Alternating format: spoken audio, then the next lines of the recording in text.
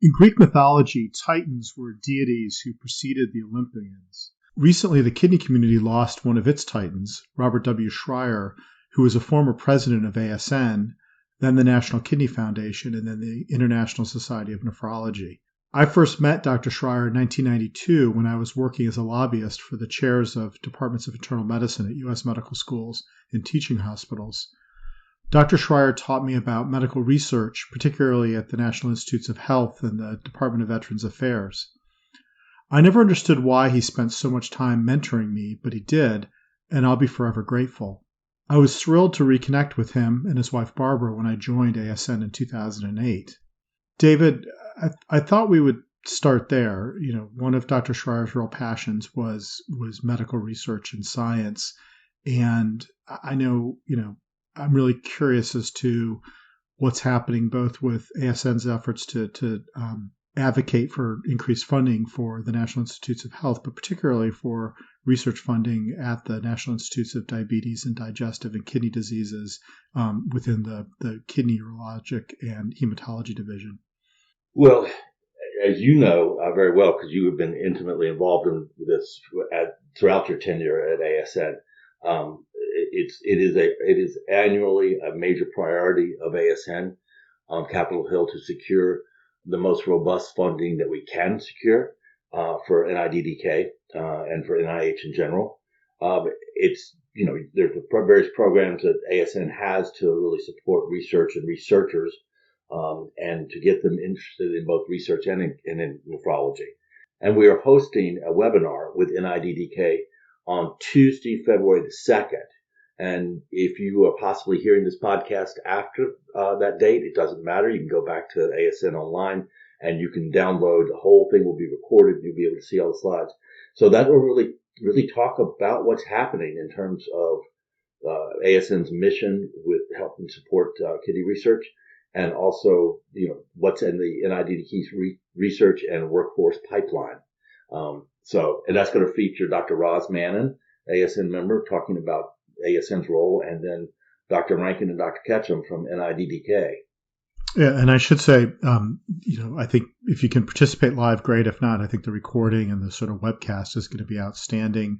I know Dr. Rankin and Dr. Ketchum have incredible data about the research enterprise and sort of what's happening related to kidney research. So I think it's an outstanding opportunity for the community, but also I think we'll frame some of our priorities both from a funding perspective, but also just in terms of encouraging early career investigators, in particular, both MDs and PhDs, to submit their best ideas to NIDDK. I think one of the things that gets lost in these discussions is that part of how NIH funding gets allocated is based on the number of grants that are submitted.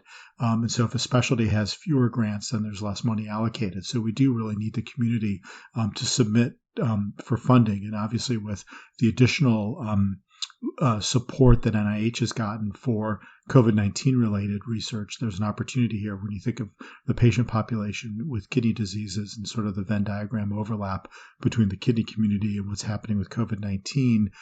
We just have a unique opportunity here, and I hope that the community takes advantage of it. Absolutely correct. And I know that's been something that throughout your tenure at ASN you have really stressed and made a huge priority for ASN and for its members. But it does also go to something else, which is it does involve what Congress will do and what they will fund and what they won't. And that leads us into kind of what we might want to talk about next, which is what in the world is happening in Congress right now. Yeah, so maybe we can start with just sort of a organizational check-in. So the 117th Congress has started. The Democrats have maintained a slight majority in the House. It's less than it was in the 116th Congress. Remember, Congresses are every 2 years. So there's a 2-year period here where the Democrats control the House, but again, with a much thinner majority than they had before. And then in the Senate, it's a 50-50 split. And so if there is a tie, then the vice president, Kamala Harris, a former member of the Senate, would be in position to vote to break any potential ties. I guess my first question before we start to get into substance is just what's going on with just how did it sort out in terms of the organization of the Senate? Well, that at this moment, as we were recording, is still in play. And, some people say Mitch McConnell, really played his hand well. Some people say not so well on trying to make sure there was a guarantee that there would be no filibuster measures in the rules that would end the filibuster. And therefore, he wanted that to be a part of the agreement before they agreed how to organize. Because at some level, when you're 50-50, you really do have to have some sharing of responsibilities. The Democrats will still control the chairs and control the schedule of the floor and committees, but a lot of the committees will probably end up being split 50-50 between Republicans and Democrats. But at the moment, that's still about to happen. And of course, there is the pending trial of former President Trump as well. So there's a lot happening there that we're going to have to keep an eye on. So if we put the impeachment trial sort of to the side, recognizing it's sort of looming over everything over the next, say, 6 weeks or so, and focus a little bit of sort of this power sharing arrangement, as I understand it, the sort of deal that's emerging is that with the keeping of the filibuster, that a lot of key legislation would require at least 60 votes to move forward. So even though there's a 50-50 split or a 51-50 split, if you include the vice president, you're going to have to find 10 votes from sort of the other party to move anything forward. And that's then balanced with this issue of, and again, this is just sort of historical, but it seems like the agreement's going to be that the Democrats would be able to name the committee chairs, which is important because that sort of drives the agenda. However, as you mentioned, the committees would still, in all likelihood, be split 50-50. So you have this very delicate balance in the Senate. I just want to make sure that I have sort of my facts right before we move into some of the substance. You do have your facts right. I would never rule out the idea that something could go wrong with that scenario, with the number of characters at play there. But that is the basic understanding, the kind of approach that probably will be taken.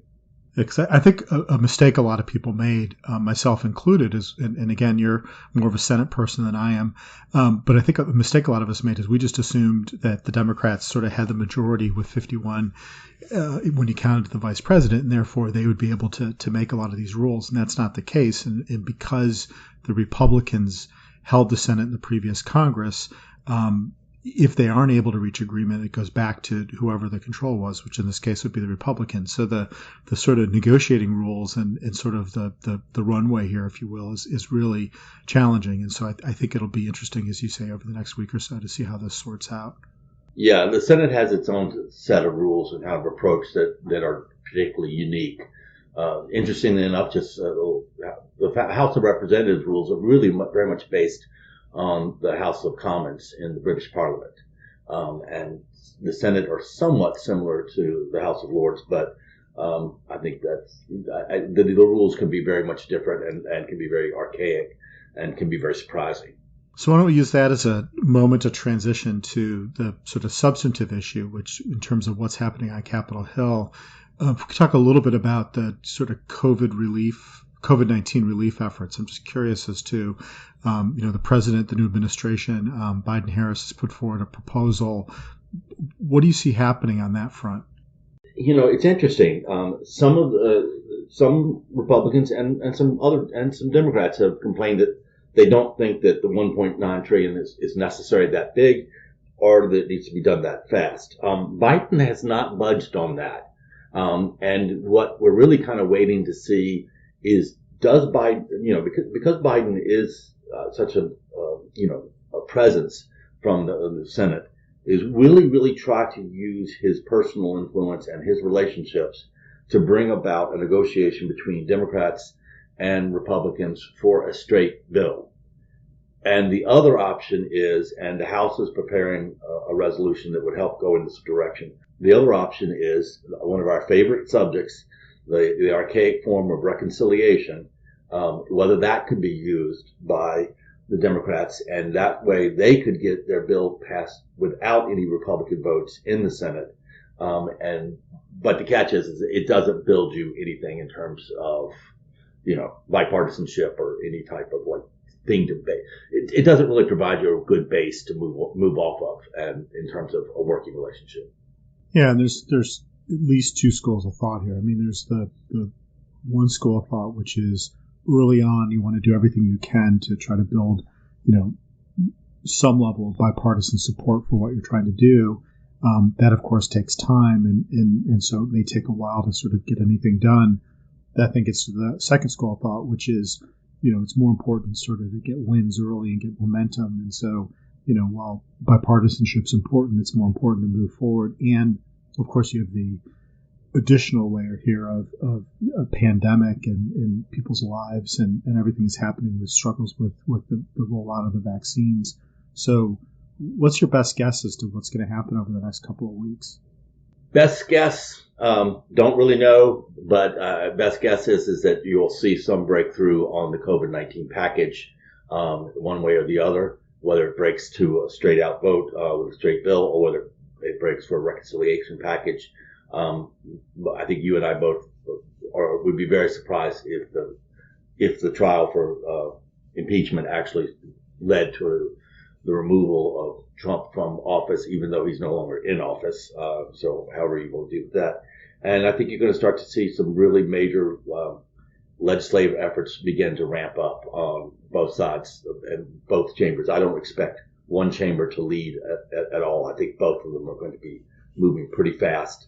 And there's some things that Biden has put out there that Democrats would really love to have, like the $15 minimum wage, and really a big push in the area of equity, which is really going to be a huge issue for this administration, and is really what they're pushing on the executive side through executive orders.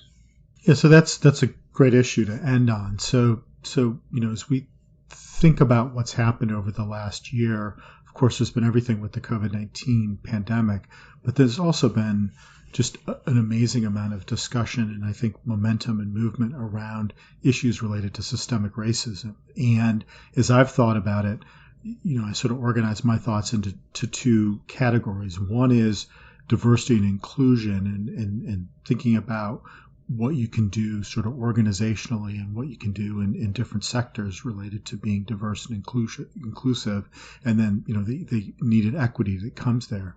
And then the other part of it, of course, is, health disparities and health inequity and what we can do in terms of sort of, if you will, social justice and healthcare. And that's sort of a second sort of set of activities. And I know that, one of the things the president's been able to do, as Congress is sorting itself out, is issue a number of executive orders. Many of those have been to reverse the policies of the previous administration that he can reverse through executive order. But another, I think, has been to put down markers on what his priorities are going to be moving forward. And as you said, equity and health equity is one of the priorities. So what's in these executive orders that we should focus on? Well, let's talk about two for the moment. And what would you like to hear about? The one that's probably the most pervasive, or the one that's more focused to start with? Yeah, I tend to go from the general to the specific. So I think I would suggest that order. Okay. So on Inauguration Day, on January 20th, President Biden signed an executive order. He signed many, but he signed an executive order called Advancing Racial Equity and Support for Underserved Communities Through the Federal Government. So this executive order is basically going to require every agency department within the federal government to work through OMB, the Office of Management and Budget, and come up with, first, in the next 60 days, what are the best ways to evaluate and assess barriers for various communities of color and ones that have been underserved through the programs that agency has and policies that agency or department has. And then as that's happening, then they have to prepare simultaneously to produce over the next 200 days using those techniques to actually evaluate all of the programs that agency has in terms of where there are barriers and where there's a real problem for underserved communities. And in that, they have to at the same time be preparing for, by 1 year from this date of January 20th, 2021, so it'll be January 20th, 2022, they have to have reached an agreement with OMB about what are the major functions of their budget and their policies that need to be adjusted to really deal with underserved communities. And as you can imagine, that is for HHS alone, for healthcare, that is a huge undertaking. And in the kidney space, you know as well as anyone, Todd, how important it is for us to really be clear-eyed about the disparities and the inequities that are present in kidney care. So we really have a lot of work to do to try to make sure that during this assessment, the government really focus on areas that they could really make a difference and that would be really important and essential for these underserved communities. I think you're right. I mean, I think we're certainly as a community that the kidney health disparities and inequities in the U.S. are remarkable, and I think there's an opportunity here really to address them in a meaningful way with the help of the administration. I would agree, absolutely. So that's the broader one. What about the more specific effort? So on a more specific level, very much focused on COVID-19, which of course is still a very large target to be aiming at. At the same time, the next day, President Biden signed an executive order that created what is called the COVID-19 Health Equity Task Force, which will be chaired by Dr. Marcella Nunes-Smith at Yale. And this is going to be an opportunity for the government to take a task force and specifically look at what is happening in COVID and how it's translated into the disproportionate rates of COVID infection in certain communities and disparities in COVID-19 outcomes by race, ethnicity, and other factors. So this is also a big one. I think there's a lot of interest in seeing how much kind of latitude this task force is going to have and how much kind of oomph it's going to have and how much, what its impact it's going to be. So, but that's one that is also really interesting to ASN, as you know, and that we are watching and trying to help shape how some of that input goes into them as well. So I'll give you the last word. What happens with these two executive orders? What are just from a very sort of concrete perspective, what are 2 or 3 or 4 things that you think can happen? They're going to have to be really expansive in their thinking, or they're going to fall short. In other words, so we're looking at kidney patients, and you're not going to really be able to deal with kidney patients if you don't deal with some of the social determinants of health and some of the factors like housing, if you're going to talk about home dialysis, and some of the shortcomings on transplant rates for people of color.